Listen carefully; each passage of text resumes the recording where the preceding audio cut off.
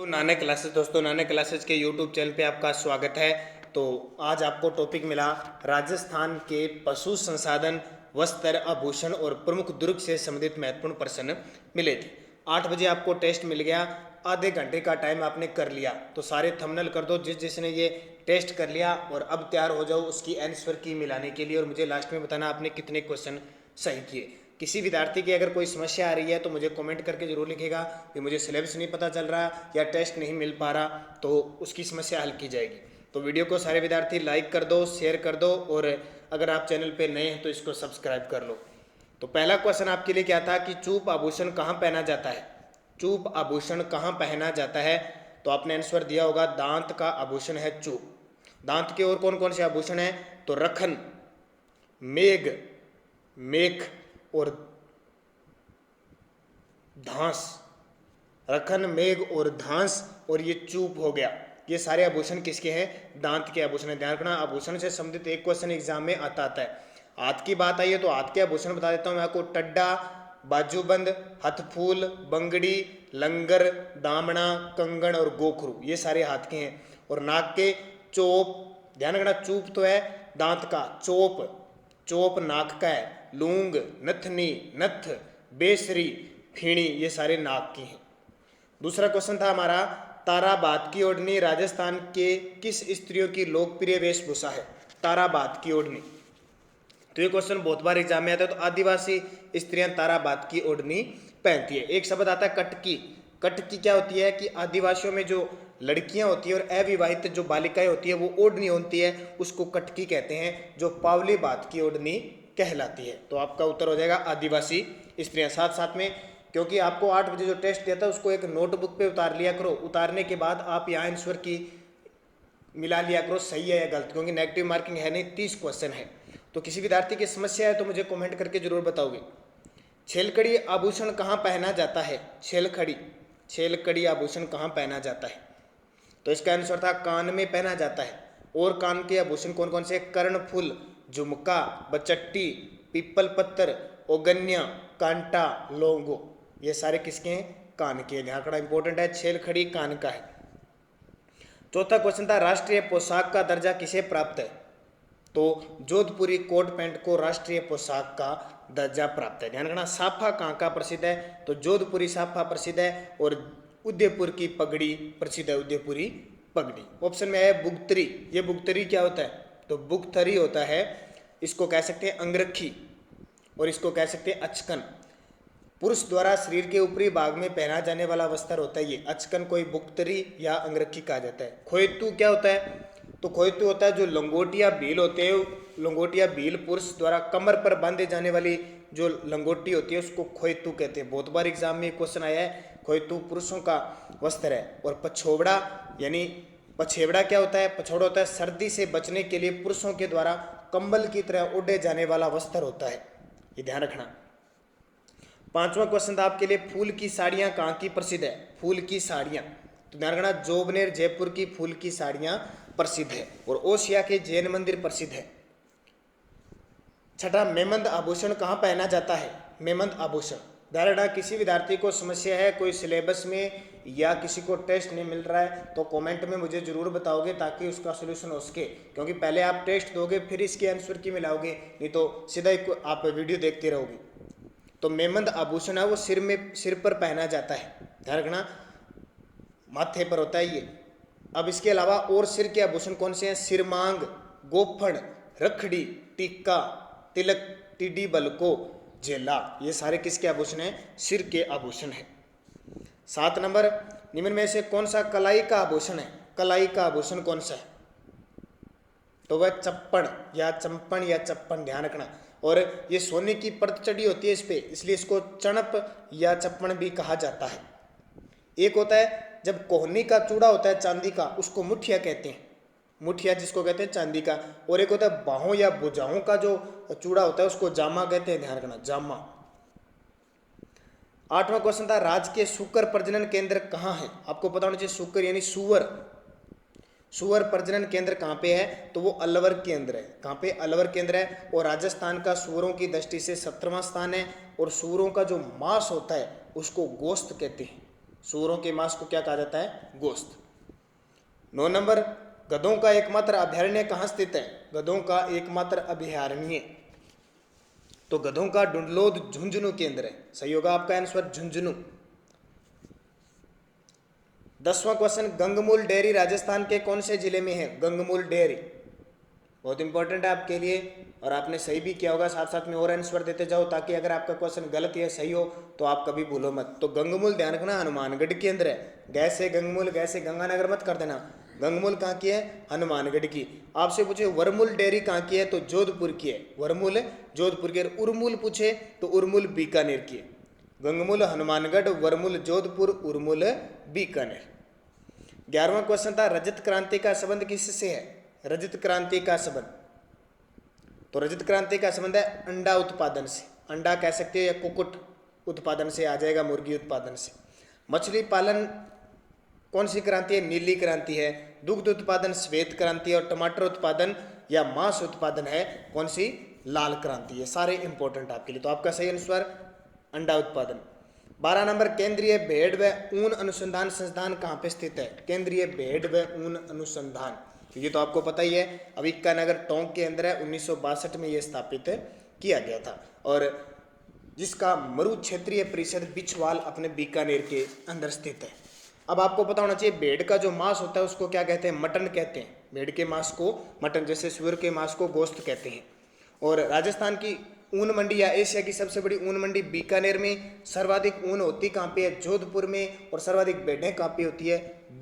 बाड़मेर के अंदर। ध्यान रखना सारे। और भेड़ प्रजनन फार्म कहाँ पे है? फतेहपुर सीकर के अंदर है। ये सारी बातें आपके लिए इंपॉर्टेंट। 13 नंबर, निम्न में से कौन सी प्रजाति भेड़ की नहीं है? तो क्वेश्चन पशुधन से आएगा तो आपको सीधा नस्ल पूछा जाएगा। ध्यान रखना, सीधी सीधी नस्ल कौन सी है कौन सी नहीं। कोई भी एग्जाम पीछे 10 साल के उठा के देखना, क्वेश्चन सीधे आएगा कौन सी नस्ल इसकी है, किस पशु की है, इस तरह की। तो पहले तो इनको याद करना है, बाकी बात में। तो इनमें से नाचना है वो नहीं है, क्योंकि ये नाचना किसके? ऊंट की है। अब भेड़ की प्रमुख नस्ल कौन कौन से याद रखना? मारवाड़ी, जैसलमेरी, पुंगल, खेरी, चोकला, नाली, सोनाड़ी, मगरा, बागड़ी और मालपुरी। दोबारा बोल देता हूँ, मारवाड़ी, मालपुरी, बागड़ी, मगरा, सोनाड़ी, नाली, चोकला, खेरी, पुंगल, जैसलमेरी। पशुपालन की दृष्टि से सबसे अग्रणी जिला कौन सा है? सबसे ज्यादा पशु कहाँ पे है? तो बाड़मेर में आपका आंसर होगा। और कम पूछे तो आप क्या बताओगे? तो कम पूछते आप धौलपुर बताओगे। 15, जखराना बकरियां किस जिले से संबंधित है? जखराना, तो जखराना अलवर की है। कहाँ की? अलवर जिले की प्रसिद्ध है। अब बकरी की नस्लें आपको याद रखनी है। मारवाड़ी, शेखावटी, जखराना, बारबरी, सिरोही, पर्वतसरी, जमुनापरी, लोही। क्या बताया मैंने? शेखावटी, जखराना, बारबरी, मारवाड़ी, सिरोही, लोही, जमुनापरी, पर्वतसरी।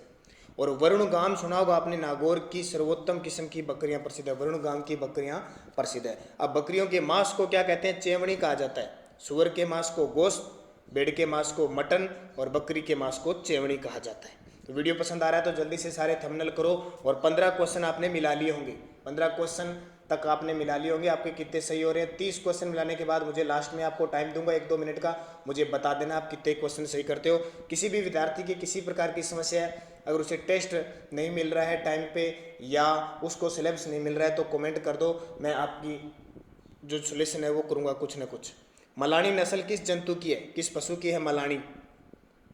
तो मलानी किसका है? घोड़े। मलानी घोड़ा। घोड़े की नस्ल मुख्यतः 3 प्रकार की, एक तो मलानी, एक काठियावाड़ी और एक मारवाड़ी। 3 प्रकार की। मलानी की खासियत है कलाबाजियों के लिए प्रसिद्ध है। काठियावाड़ी जो नस्ल है वो घुड़सवारी के लिए प्रसिद्ध है। और मारवाड़ी की खासियत है तेज दौड़ने में सहायक है। और आपको पता है कि आलम जी का घोड़ों का तीर्थ स्थल कहलाता है बाड़मेर के अंदर। 17 नंबर, केंद्रीय ऊंट प्रजनन केंद्र कहाँ पे है? राष्ट्रीय ऊंट अनुसंधान केंद्र या प्रजनन केंद्र कहाँ पे है? तो ये आपने सही किया होगा, बीकानेर का जोहड़बीड़ क्षेत्र है। 1984 में स्थापित हुआ था। 1984 में बीकानेर के जोहड़बीड़ में स्थापित है। और ध्यान रखना, भारत की प्रथम कैमल मिल्क डेयरी भी कहाँ पे है? बीकानेर जोहड़बीड़ के अंदर स्थित है। अब टॉपिक था दुर्ग का विदा, तो दुर्ग आपने बढ़िया तरीके से पढ़े होंगे। तिम्मनगढ़ का किला कहाँ स्थित है? तिम्मनगढ़ का किला, तो तिम्मनगढ़ का तेल आपने लगाया होगा। क्रोलीर, इसी को भी कहते हैं त्रिभुवनगढ़। त्रिभुवनगढ़ या तिमनगढ़ का किला, और ये मूर्ति तस्कर के लिए प्रसिद्ध है। 19 नंबर, राजस्थान के किस जिले में सर्वाधिक दुर्ग पाए जाते हैं? केली नहीं, दुर्ग पाए जाते हैं। राजस्थान के किस जिले में सर्वाधिक दुर्ग पाए जाते हैं?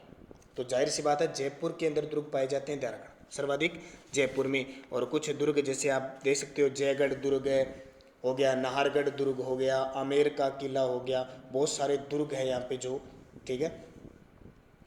20 नंबर, राजस्थान के किस दुर्ग को चिल्ह का टीला भी कहा जाता है? चिल्ह का टीला, तो चिल्ह का टीला जयगढ़ दुर्ग को कहा जाता है, और इसे विजयगढ़ी भी कहा जाता है। मिर्जा राजा जय सिंह ने इसका निर्माण करवाया था। किसने? मिर्जा राजा जय सिंह आए थे, उन्होंने इसका निर्माण करवाया था। और इसमें क्या बनी हुई है? जयबाण तोप बनी हुई है।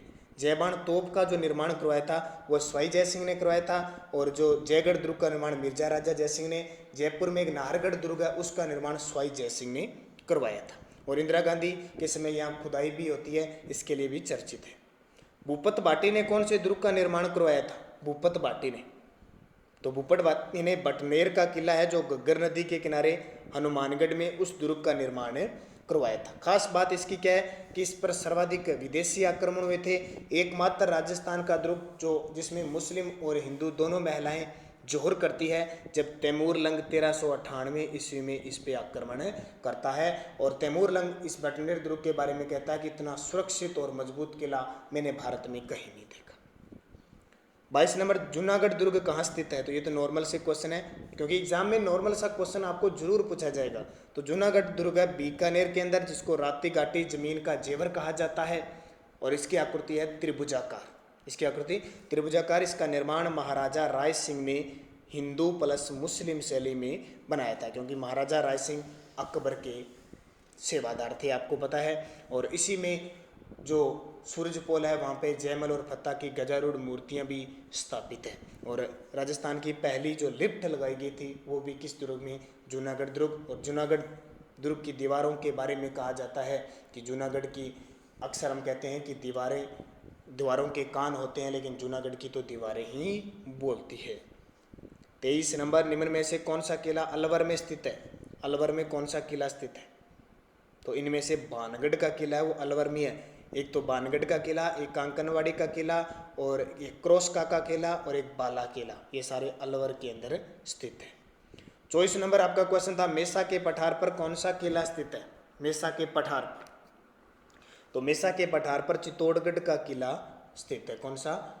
मेसा के पठार पर चित्तौड़गढ़ का किला स्थित है। बहुत इंपॉर्टेंट किला है चित्तौड़गढ़ का, और इसके लिए कहा जाता है कि गढ़ तो गढ़ बाकी सब गढ़ेया। चित्तौड़गढ़ में इस किले पर 3 साके होते हैं। 1301 में पद्मनी के नेतृत्व में जौहर, 1303 में पद्मनी के नेतृत्व में जौहर, 1534 में कर्मावती के नेतृत्व में जौहर, और 1567-68 में उदय सिंह के सेनापति फत्ता की पत्नी फूल कंवर के नेतृत्व में जौहर होते हैं। तीनों बहुत ही खास है चित्तौड़गढ़ दुर्ग।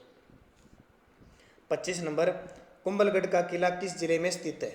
कुंभलगढ़ का किला, तो कुंभलगढ़ का राजसमंद है और जरगा की पहाड़ी पर स्थित है। राजसमंद में कुंभलगढ़ का किला बहुत इंपॉर्टेंट है, क्योंकि इस कुंभलगढ़ दुर्ग में ही उदय सिंह को शरण दी जाती है बनवीर से बचाकर। और इसी कुंभलगढ़ के कटारगढ़ के बादल महल में महाराणा प्रताप का 9 मई 1540 को जन्म होता है। ये कुंभलगढ़ काफ़ी इंपॉर्टेंट। और दूसरा, कुंभलगढ़ जब हल्दी घाटी का युद्ध होने के बाद महाराणा प्रताप किस में शरण लेते हैं? तो कुंभलगढ़ दुर्ग में। सोनलगढ़ किस दुर्ग का उपनाम है? सोनलगढ़, तो आपने सही दिया होगा, सुवर्णगिरी। जो जालोर का किला है उसी को क्या कहते हैं? सोनलगढ़ या सोनगढ़ कहा जाता है, जो सुकड़ी नदी के किनारे है। 27 नंबर, निम्न में से कौन सा किला सूप की आकृति का है? सूप या छजले की आकृति का है? सूप या छजले की आकृति का है, तो दौसा का किला है। अब बहुत इंपॉर्टेंट याद रखना है आपको, अभी 1 साल पहले एक क्वेश्चन आया था कि दौसा का किला किस पहाड़ी पर स्थित है? देवगिरी पहाड़ी पर स्थित है। कौन सी? देवगिरी पहाड़ी पे। और दौसा का वन्य जीव शुभंकर तो आपको पता ही है, पूरा वीडियो बता दिया। हर रोज सुबह 7 बजे के करंट अफेयर्स में मैं आपको ये बातें बताता हूँ। तो दौसा का जो वन्य जीव शुभंकर है वो है खरगोश। बातें। और दौसा जिले की आकृति है धनुषाकार।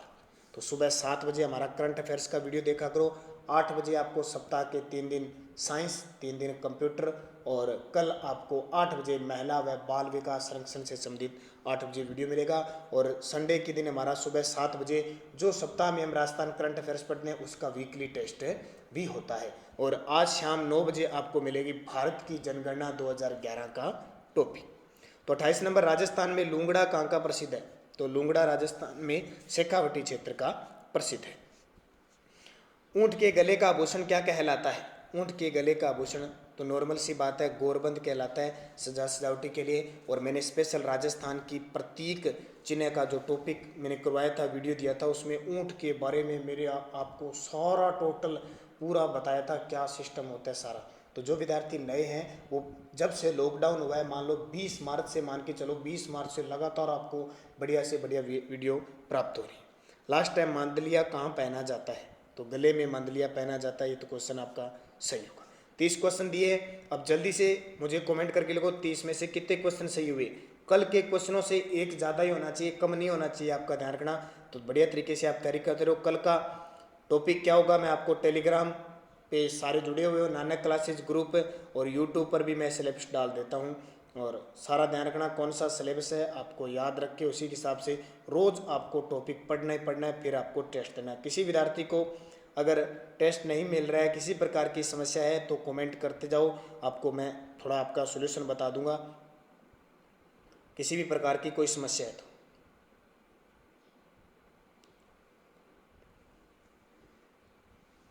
क्योंकि अगर किसी आपके समस्या है तो व्हाट्सअप नंबर है मेरे 8094496272 पे आप संपर्क कर सकते हैं।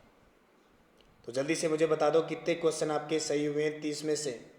क्योंकि अगर आप पढ़ते हो, आप टेस्ट देते हो, और टेस्ट के बाद आपका नतीजा क्या रहता है वो आप पे निर्भर करता है, ज़रूरी है। सीधा पढ़ने से कुछ नहीं होता है, टेस्ट देना जरूरी है। और टेस्ट के बाद आपका परिणाम क्या रहता है उसके बारे में भी आपको जानना जरूरी है। परिणाम चाहे कुछ भी रहे, लेकिन आपको एक कदम आगे बढ़ना है तो बढ़ना ही है।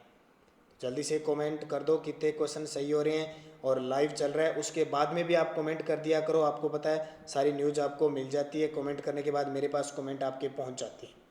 क्योंकि मैं सारे यहाँ कमेंट दे नहीं पाता कुछ विद्यार्थियों के, तो बाद में आप दे दिया करो।